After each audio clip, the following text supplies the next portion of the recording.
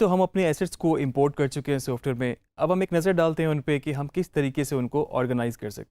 Organise आप अपनी hard drive पे भी कर चुके होंगे ऑलरेडी, क्योंकि आपने जब अपनी बिन्स बनाई, जब आपने फ़ोल्डर्स बनाए, तो वहाँ पर आपने उसको ऑर्गेनाइज़ तरीके से ही डाटा रखा है। लेकिन जब आप इसको इंपोर्ट करते हैं, अगर तो आप फ़ोल्डर वाइज करते हैं, फिर तो आपका फ़ोल्डर एज़ इट इज़ वैसा ही रहेगा। अगर आप मल्टीपल फाइल्स को अलग बारी बारी करते हैं इंपोर्ट, या फिर आप सिंगल सिंगल फाइल भी इंपोर्ट करते हैं, तो वो आपके पास आपकी प्रोजेक्ट विंडो में रूट पर इंपोर्ट होती जाएगी। अगर आप चाहें तो यहाँ पर भी इनके फ़ोल्डर्स बना के या बिन्स बना के आप इनको फर्दर ऑर्गेनाइज कर सकते हैं। और बल्कि मैं आपको रिकमेंड करूँगा कि आपको हमेशा से ही अपने एसेट्स को ऑर्गेनाइज रखना है, क्योंकि जब आपका प्रोजेक्ट बढ़ता चला जाता है, जब इसकी ड्यूरेशन बढ़ती चली जाती है, आप फर्दर और भी एलिमेंट्स और भी एसेट्स इंपोर्ट करते रहते हैं, तो कल को अगर आपको दोबारा से ही अपनी सोर्स फाइल्स में जाना हो, आपको दोबारा से उनको प्रीव्यू करना हो, या आपने कुछ उसमें चेंज करना हो, तो आपके लिए मुश्किल हो जाएगा उनको ढूंढना। तो इसके लिए बहुत ज़रूरी है कि आपका जो एसेट्स है वो प्रॉपर तरीके से ऑर्गेनाइज हों। सीन वाइज हैं तो scene 1, scene 2, scene 3, sequence wise हैं, या फिर कोई और ऑर्डर क्यों ना हो, कैम 1 है, कार्ड 1 है, जिस तरीके से भी आप लेके चल रहे हैं, आपके लिए इतना ही उसको ऑर्गेनाइज करना ज़रूरी है। तो आप अपने एसेट्स इंपोर्ट कर चुके हैं। आपकी जो प्रोजेक्ट विंडो है, आप देख सकते हैं कि आपके पास यहाँ पर क्लिप्स आ चुके हैं। अगर आप इसको यहाँ पे क्लिक करते हैं, एक बॉर्डर आपके पास यहाँ पे बन गया है। अब आपको पता है कि आपके पास प्रोजेक्ट विंडो ही सिलेक्टेड है। किसी और विंडो पे काम करने के लिए आप जब उसको क्लिक करेंगे, तो यही ब्लू एक बॉर्डर उस विंडो के पूरे एजेस पे बन जाएगा। तो इस तरह से आपके पास प्रोजेक्ट विंडो आ रही है। अगर आप देख सकते हैं, यहाँ पर आपके पास ये क्लिप्स हैं जो आपने इंपोर्ट किए थे, और इनका यहाँ पर आपके पास एक प्रीव्यू आ रहा है जो कि लिस्ट व्यू है।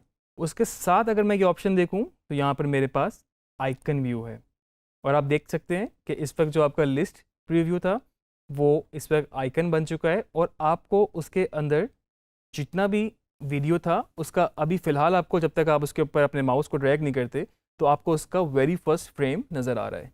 तो यहाँ से आप इसको स्क्रॉल डाउन करेंगे तो आप सारे वीडियोस या इमेजेस का पहला फ्रेम देख सकते हैं।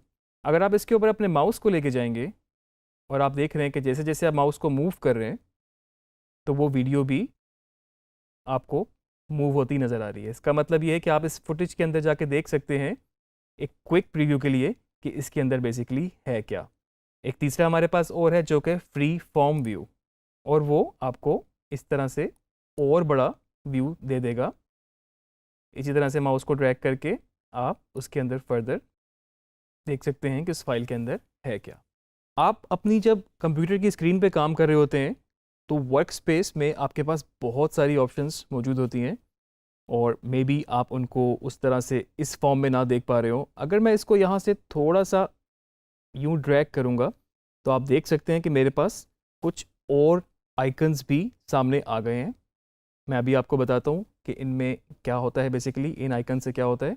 उससे पहले मैं आपको बताऊँ कि अगर मैं इसको दोबारा से लिस्ट प्रीव्यू करूँ, और अगर आपके पास ऑलरेडी ये छोटा ही प्रीव्यू है, तो आपके पास ये फाइल्स तो आपको नज़र आ रही हैं। अगर आप इसको एक्सपेंड करते जाएंगे, तो आप देख रहे हैं कि फर्दर और भी ऑप्शंस मौजूद हैं, और नीचे मेरे पास यहाँ पर इसको स्क्रॉल करने की भी ऑप्शन है, हॉरिजॉन्टल और वर्टिकल भी। तो आप देख सकते हैं कि इतनी ज़्यादा इसमें आपके पास आगे और भी चीज़ें हैं, जिनको हम कह सकते हैं कि ये आपकी जो एसेट है उसकी प्रॉपर्टीज़ आपको बता रहा है। और इन सब को एक साथ देखने के लिए मैं आपको एक टिप देता चलूँ। आप इस पूरी विंडो को फुल स्क्रीन कर सकते हैं, और उसकी शॉर्ट की एक मैं आपको बताता चलूँ, टिल्डा शॉर्ट की इसकी है। अगर आप अपने कीबोर्ड पर देखें, आमतौर पर ये जो आपके लेफ़्ट अपर कॉर्नर पे जो एस्केप का बटन होता है, उसके ही फ़ौरन नीचे आपके पास एक टिल्डा की है। और अगर आपको अभी भी समझने में मुश्किल हो, तो ये अलिफ मदा आ का जो वो एक कर्व होता है, तो बेसिकली ये उस तरह की बिल्कुल की है।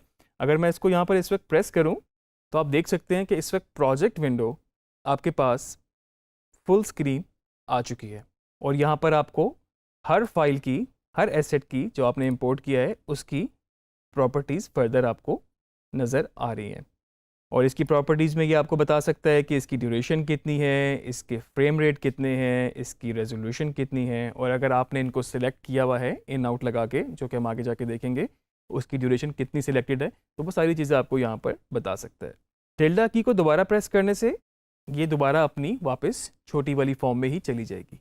यहाँ पर आपके पास सर्च की भी एक बार बनी हुई है। अगर आपको अपनी कोई फ़ाइल सर्च करनी है, क्योंकि अभी तो हमने बहुत थोड़ी फाइल्स इंपोर्ट की हैं, आप सोच सकते हैं कि जब आपके पास बहुत ज़्यादा पूरी फिल्म का मटेरियल में भी इंपोर्ट हो या पूरे सीन का मटेरियल हो, तो वो बहुत ज़्यादा ऑप्शंस हो सकती हैं, बहुत ज़्यादा फाइल्स हो सकती हैं, और आप कह सकते हैं कि शॉर्ट्स की बहुत ज़्यादा वेरिएशन हो सकती है। आप यहाँ चाहें, और अगर आपको फ़ाइल नेम याद है, आपने प्रॉपर उसको पहले प्रीव्यू किया हुआ हो, और आपने मे भी अपने लॉग साथ साथ बनाए हो, आपने कहीं पर नोट डाउन किया हुआ है कि आपके पास ये वाली जो फाइल नंबर है ये आपकी बेस्ट टेक है, आप यहाँ पर उसको सर्च कर सकते हैं। और अगर मैं उसको मल्टीपल तरीके से इंपोर्ट कर चुका हूँ और अब मैं चाहता हूँ कि मैं इनको एक बिन के अंदर रखूँ, लेट्स सी इसमें से मेरे पास आधा मटेरियल ऐसा है जो कि सीन 1 का है और कुछ पोर्शन ऐसा है जो सीन 2 का है या किसी और सीन का है। तो उसके लिए मैं क्या करूँगा, यहाँ पर नीचे मेरे पास न्यू बिन की ऑप्शन है। अगर मैं न्यू बिन की ऑप्शन पे क्लिक करता हूँ तो मेरे पास यहाँ पर एक न्यू बिन बन चुकी है, या आप अगर इसको समझने एक फ़ोल्डर बन चुका है, और ये आपके पास सिर्फ और सिर्फ सॉफ्टवेयर आपके एडोबी प्रीमियर के अंदर बना है, ना कि बैक एंड पे आपकी हार्ड ड्राइव पे बना है। जो डाटा आपने वहाँ पे सेव किया था वो एज इट इज़ वैसे का वैसा ही है। यहाँ पर आप उनको चाहें तो नए फोल्डर या नए बिन के अंदर उसको रख सकते हैं। इस बिन का नाम मैं अपनी मर्ज़ी से सिलेक्ट कर सकता हूँ, और अगर मैंने इसका नाम सीन 01 रखा है और यहाँ से अगर मेरे पास कुछ इतना डाटा था सीन 1 का, तो मैं चाहूँ तो इसको इसके अंदर ड्रैग करके मूव कर सकता हूँ। अब आप देख सकते हैं इस छोटे से ड्रॉप डाउन मेन्यू से कि सीन 1 के अंदर जो फाइल्स मैंने ड्रैग की थी वो उसके अंदर जा चुकी हैं। इसी तरह से अगर मैं एक और बिन बना लूँ यहाँ पे सीन 2, मैं इनको यहाँ से ड्रैग करके भी सिलेक्ट कर सकता हूँ, और मैं इनको अगर पहली फ़ाइल सिलेक्ट करके और लास्ट फाइल पे जाके या जहाँ तक मुझे वो फाइल्स चाहिए शिफ्ट के साथ क्लिक करूँगा तो इन बिटवीन सारी फाइल सिलेक्ट हो जाएंगी। और अगर मुझे बीच में से कुछ सिलेक्टिव फाइल्स करनी है तो मैं कंट्रोल के साथ उनको सिलेक्ट कर सकता हूँ। अब आप देख सकते हैं जहाँ पे मैंने क्लिक नहीं किया तो वो फाइल्स सिलेक्ट नहीं हुई। और इसको भी इसी तरह मैं सीन 2 के अंदर ट्रैक करूँगा तो मेरे पास ये मटेरियल सीन 2 के अंदर आ चुका है। इसको मैं यहाँ से अगर बंद करूँ तो आप देख सकते हैं सीन 1, सीन 2, और मे बी ये जो दो फाइल्स हैं मेरे पास, ये मेरे पास एक्स्ट्रा एसेट्स हैं। मे बी मैं इसका नाम बना देता हूँ रफ़, और इनको भी ड्रैग करके मैंने अपने रफ़ बिन के अंदर रख लिया। अब आप देख सकते हैं आपके पास यहाँ पर प्रॉपर बिन ऑर्गेनाइज हुई हुई हैं। आपको पता है कि सीन 1 का डाटा सीन 1 में है, सीन 2 का डाटा सीन 2 में है, और जो कुछ एक्स्ट्रा मटेरियल मेरे पास अगर था तो वो रफ़ के अंदर चला गया है।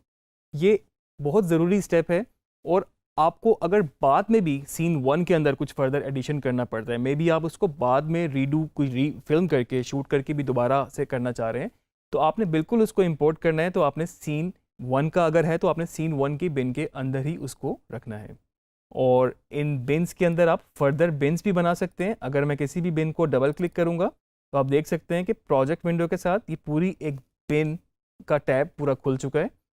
मैं अगर यहाँ पर न्यू बिन करूँगा तो इस वक्त ये सीन 1 के अंदर फर्दर बिन बन रही है, और मे बी अगर मैंने इसको कुछ नाम रखना है कार्ड 1 या एक्स्ट्रा शॉर्ट्स कुछ भी, इसको रीनेम करने के लिए मैं इस पर एक दफ़ा क्लिक करता हूँ और दोबारा क्लिक करता हूँ तो इस तरह का ये इसको ब्लू हाईलाइट कर देगा।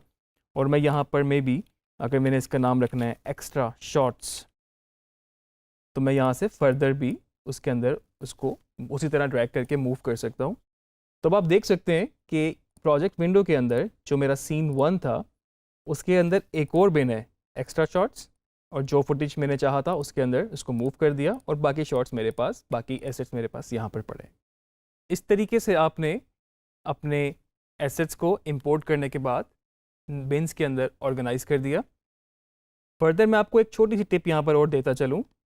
अगर आप यहाँ पर इसको स्क्रॉल डाउन करके देखते हैं तो आपके पास इस तरह से फाइल्स आ रही हैं, और इनके साथ एक कलर आपको नज़र आ रहा है। तो ये बेसिकली क्या है, ये इनका लेबल है। अगर मैं इस पर राइट क्लिक करूँ फाइल पे, मेरे पास यहाँ पर लेबल की ऑप्शन मौजूद है, और ये एक डिफरेंट लेबल्स की आपके पास चॉइस है। अगर आप चाहें तो इनको चेंज कर सकते हैं। और इसका फ़ायदा क्या हो सकता है आपको, मिसाल के तौर पे अगर इसको मैंने यहाँ से फॉरेस्ट सेलेक्ट कर लिया, अब आप देख सकते हैं वो जो पहले कलर था पर्पल सा मूव सा कलर था, तो वो इस वक्त यहाँ पर ग्रीन हो चुका है क्योंकि हमने इसको फॉरेस्ट सेलेक्ट किया था। ये बहुत ज़्यादा ज़रूरी स्टेप तो नहीं है, लेकिन अगर आप अपने वर्क फ्लो को और स्मूथ रखना चाहते हैं तो आप इस तरह से इसको ऑर्गेनाइज कर सकते हैं कि अगर जो फॉरेस्ट वाली सिलेक्शन है लेबल की, या जो ग्रीन कलर की सिलेक्शन है, वो वाली टेक्स आपकी बेस्ट टेक्स हैं। तो कल को जब आप एडिट के लिए जब इसको काम शुरू करेंगे तो आपको पता है कि मैंने सबसे पहले अपनी, इस तरह एक और हम करके देखते हैं, यहाँ से हम मेन्यू में गए, लेबल, और इसको भी हमने फॉरेस्ट सेलेक्ट कर लिया। तो अगर आपके पास यहाँ पर बहुत ज़्यादा फाइल्स क्यों ना हो, आपको ये पता है कि आपने इस तरह से प्लान किया है कि जो ग्रीन वाली फाइल्स हैं, जो कि फॉरेस्ट टेबल आपने किया था, वो आपके पास बेस्ट शॉट्स हैं, बेस्ट टेक्स हैं। तो आप सबसे पहले उनको यूटिलाइज़ करने की कोशिश करेंगे और उसके बाद फिर आप बाकी फर्दर फुटेज में भी देख सकते हैं। इस तरीके से आप इनको लेबल कर सकते हैं, और लेबल करने के बाद आपके लिए ये फर्दर थोड़ा सा और बेहतर हो जाएगा, ऑर्गेनाइज हो जाएगा। तो ये था हमारे पास फुटेज इंपोर्ट करने के बाद ऑर्गेनाइज करने का तरीका प्रोजेक्ट विंडो के अंदर रहते हुए। आगे जाके फर्दर हम मज़ीद सॉफ्टवेयर को एक्सप्लोर करते जाएंगे।